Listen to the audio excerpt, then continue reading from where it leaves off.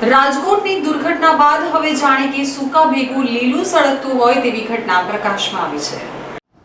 સુરતના પૂણા વિસ્તારમાં ખાનગી શાળાઓમાં સીલ મારતા વિરોધ કરતા જોવા મળ્યા હતા તો પૂણા ગામ વિસ્તારમાં ફાયર અને પાલિકાની કામગીરી કરવામાં આવી હતી, જેનો ખાનગી શાળા મંડળ સંચાલન સમિતિ દ્વારા વિરોધ કરવામાં આવ્યો હતો। ફાયરની એનઓસી હોવા છતાં બિલ્ડિંગ ગેરકાયદેસર બતાવી સીલ કરાઈ હોવાનો આક્ષેપ કરાયો હતો।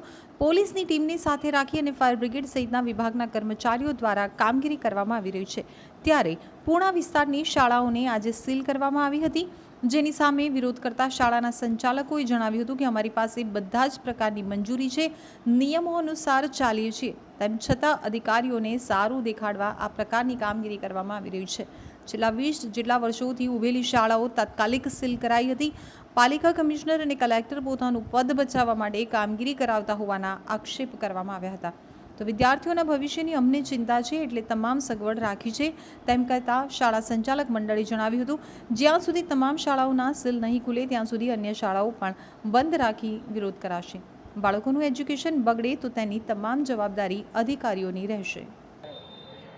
તંત્ર અચાનક જાગૃત થયું છે રાજકોટ જે ઘટના બની ત્યારબાદ, પરંતુ કોઈપણ પ્રકારની આદેશ કે સૂચના વગર રાત્રે 7 વાગે 8 વાગે 8:30 વાગ્યા સુધીમાં સીલ મારી દેવા એ યોગ્ય બાબત નથી। કોઈપણ પ્રકારનો સંજોગ અમને આપ્યા નથી, કોઈપણ પ્રકારનો સંકેત આપ્યો નથી અને પૂણા ગામની તમામ સંચાલક મિત્રો અહીંયા ઉપસ્થિત છે અને એક સાથે બધી સ્કૂલોમાં સીલ મારી દેવા એ યોગ્ય બાબત ગણાતી નથી, જેમાં બાળકોનું ભવિષ્ય અટવાય છે। 10 અને 12નું રિઝલ્ટ હમણાં ડિક્લેર થયું છે, કોલેજના ફોર્મ ભરવાની કાર્યવાહી ચાલુ છે, સાથે સાથે સરકારે પણ નમો લક્ષ્મી યોજનાના માત્ર 2 દિવસ અમને ફાળવ્યા છે, તો 2 દિવસની અંદર આ કાર્યવાહી છે અમે કરી શકીએ નહીં। હાલ અત્યારે સ્કૂલોમાં સીલ મારવું એ કાર્યવાહી પણ યોગ્ય ગણાતી નથી, તો એના માટે અમે અહીંયા ઉપસ્થિત થયા છીએ।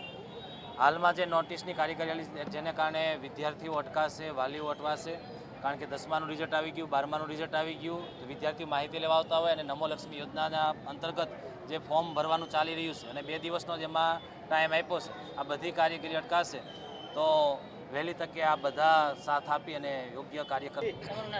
દિવ્યેશભાઈ ચાવડા આજરોજ અહીંયા સુરતના પૂણા ગામ ખાતે પૂણા ગામની સ્કૂલોને સુરત મહાનગરપાલિકા દ્વારા કોઈપણ પ્રકારની લેખિત નોટિસ આપ્યા વગર કે લેખિત હુકમ વગર જે સીલ કરવામાં આવી છે સંપૂર્ણપણે ગેરકાયદેસર છે। અમારી તમામ શાળાઓ મહાનગરપાલિકાના કાયદાથી કાયદેસર છે, ફાયર સેફ્ટી એનઓસી ધરાવે છે તમામ શાળાઓ, તેમ છતાં આ જાડી ચામડીના અધિકારીઓ હાઈકોર્ટમાં સારું દેખાડવા માટે થઈ અને માત્ર પોતે કામગીરી કરતા હોય એ દેખાડવા માટે થઈ અને શાળાઓને જ્યારે સીલો કરવામાં આવી છે પૂણા ગામની, ત્યારે આ પૂણા ગામના શાળા સંચાલક મંડળે આજે નિર્ણય કર્યો છે કે જ્યાં સુધી તમામ શાળાઓના સીલ એક સાથે મહાનગરપાલિકા નહીં ખોલે ત્યાં સુધી અનિશ્ચિત મુદત માટે તમામ શાળાઓ બંધ રહેશે અને આવનારી 9 તારીખથી જે સત્ર ચાલુ થવાનું છે એ સત્રમાં બાળકોની ભણાવવાની જવાબદારી, સંપૂર્ણ જવાબદારી સુરત મહાનગરપાલિકાના મ્યુનિસિપલ કમિશનર અને કલેક્ટરશ્રીની રહેશે।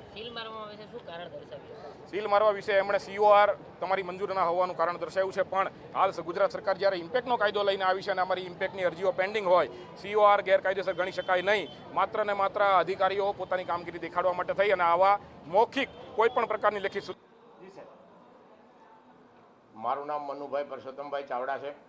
સ્વામી Vivekanand education and welfare trust સંચાલિત નાલંદા વિદ્યાલયના પ્રેસિડેન્ટ તરીકેની જવાબદારી છે મારી। ગઈકાલે સુરત મહાનગરપાલિકાના અધિકારીઓ કોઈપણ જાતની નોટિસ વગર, કોઈપણ જાતની જાણ કર્યા વગર અમારી આ ચાલુ સ્કૂલ પ્રવેશની કાર્યવાહી ચાલુ, એડમિશનની કાર્યવાહી ચાલુ, 200નો સ્ટાફ એ ચાલુ સ્કૂલમાં આજે સવારે સીલ મારવા આવ્યા અને સીલ મારી દીધું।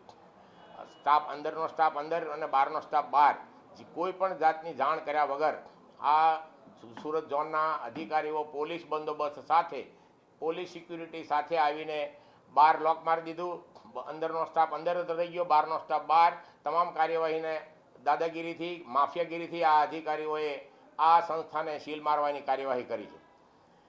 અમે એમને રિક્વેસ્ટ કરી કે ભાઈ તમારી પાસે સીલ મારવા માટેનો કોઈપણ પ્રકારનો ઓર્ડર હોય, કોઈપણ પ્રકારનો હુકમ હોય, કોઈપણ પ્રકારની નોટિસ હોય અને નોટિસ વગર તમે શૈક્ષણિક સંસ્થાને, ચાલુ શૈક્ષણિક સંસ્થાને, 30 વર્ષથી ચાલતી સંસ્થાને તમે આજે કઈ રીતે તમે સીલ મારી શકો નોટિસ વગર? તો આવી જે કાર્યવાહી કરવામાં આવી છે તે તદ્દન ગેરકાયદેસર કાર્યવાહી છે અને એમને હાઈકોર્ટ અને સુપ્રીમ કોર્ટમાં ચેલેન્જ કરવામાં આવશે। તમામ અધિકારીઓ ઉપર ફોજદારી કાર્યવાહી કરવામાં આવશે અને આ મ્યુનિસિપલ કમિશનર અને કલેક્ટરશ્રીને પણ જાણ કરીને એમની પર પણ લીગલી કાયદેસરની કાર્યવાહી કરવામાં આવશે। આવી માફિયાગીરી, દાદાગીરી અધિકારીઓને સરકારી બાબુઓ કઈ રીતે કરી શકે? એક શૈક્ષણિક સંસ્થા છે, બાળકોને જ્યાં શિક્ષણ મળતું હોય, જ્યાં પ્રવેશની કાર્યવાહી ચાલતું હોય, તમામ પ્રકારની ચાલુ કાર્યવાહી આવીને સીલ મારી દે, અંદરનો સ્ટાફ અંદર, બહારનો સ્ટાફ બહાર, આવી આ ગેરકાયદેસર પ્રવૃત્તિ છે અને આ માફિયાગીરી છે. આવી માફિયાગીરી અધિકારીઓને ચલાવી લેવામાં આવશે નહીં, એના પર કાયદેસરની કાર્યવાહી કરવામાં આવશે. સખ્તમાં સખ્ત આવી કાર્યવાહીને વખોડવામાં આવે છે.